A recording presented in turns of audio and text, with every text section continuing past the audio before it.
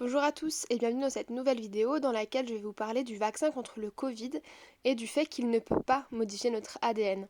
En effet, c'est une fake news qui circule en ce moment et donc j'ai décidé de faire une vidéo pour expliquer ça au plus grand nombre de personnes possible.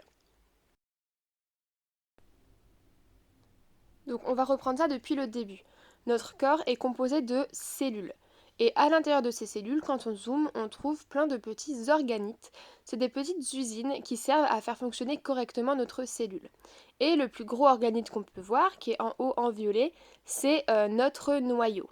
Donc on va zoomer encore un peu plus sur notre noyau. Et dans ce noyau, on trouve notre ADN, donc notre patrimoine génétique. Donc à l'intérieur de notre noyau, qui est à l'intérieur de notre cellule, on trouve notre ADN. Donc si on zoome encore plus dans notre noyau, donc on voit qu'on a de l'ADN qui va être transcrit en ARN. C'est une molécule qui ressemble à peu près à l'ADN. Et ça se déroule dans notre noyau. Une fois que l'ARN est synthétisé dans le noyau, il va sortir et il va être dans le cytoplasme. L'ARN ne reste pas longtemps dans le noyau, il est synthétisé et ensuite il sort de celui-ci et il se retrouve dans le cytoplasme. Et c'est dans le cytoplasme qu'il va être traduit en protéines.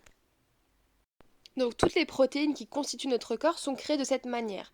À partir de notre ADN qui est transcrit en ARN dans le noyau, l'ARN sort du noyau, entre dans le cytoplasme, et dans le cytoplasme, l'ARN est transformé en protéines. Ça, c'est ce qui se passe quotidiennement, en temps normal, dans toutes les cellules de notre corps. Ensuite, on va parler du vaccin. Donc ici, c'est une représentation du virus, donc du Covid. Et sur ce virus, on trouve des petites protéines qui sont les protéines spike. Ce sont ces protéines qui vont être reconnues par notre système immunitaire. Donc la protéine spike, comme on l'a vu précédemment, toutes les protéines sont synthétisées à partir d'un ARN. Donc si on connaît la protéine, on va pouvoir connaître la séquence d'ARN qui code pour cette protéine. Donc l'ARN de Spike, le voici, et c'est à partir de cet ARN que les chercheurs ont créé le vaccin. En fait, le vaccin est constitué de l'ARN qui permet de synthétiser la protéine Spike. Et ensuite, on nous injecte le vaccin dans notre corps et le vaccin rentre dans nos cellules. Donc, qu'est-ce qui se passe une fois que le vaccin nous est injecté? Donc, on a l'ARN de Spike, donc de la protéine, qui va rentrer dans nos cellules. Donc ça, c'est vrai, l'ARN rentre dans nos cellules, dans le cytoplasme de nos cellules. Une fois dans le cytoplasme, il va se comporter comme nos propres ARN, c'est-à-dire qu'il va être pris en charge par des molécules spécifiques, des petites usines spécifiques, les ribosomes, et l'ARN va être traduit en protéines Spike. Donc vous voyez, j'ai mis une barre d'inhibition qui va de l'ARN à notre noyau, car l'ARN ne rentre jamais dans le noyau.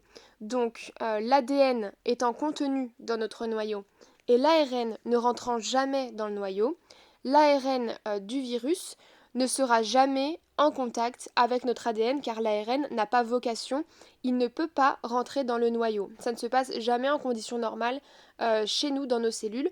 C'est les ARN qui sont synthétisés dans le noyau qui sortent et qui arrivent dans le cytoplasme, mais jamais les ARN ne vont rentrer dans le noyau et donc ils ne seront pas en contact avec l'ADN. Donc l'ARN est injecté dans notre cytoplasme, il est transformé en protéines et les protéines seront reconnues par notre système immunitaire. Donc ce qu'il faut retenir, c'est que l'ARN qui compose le vaccin ne rentrera jamais en contact avec l'ADN car il ne rentrera jamais dans notre noyau. Il sera pris en charge et traduit directement aux protéines.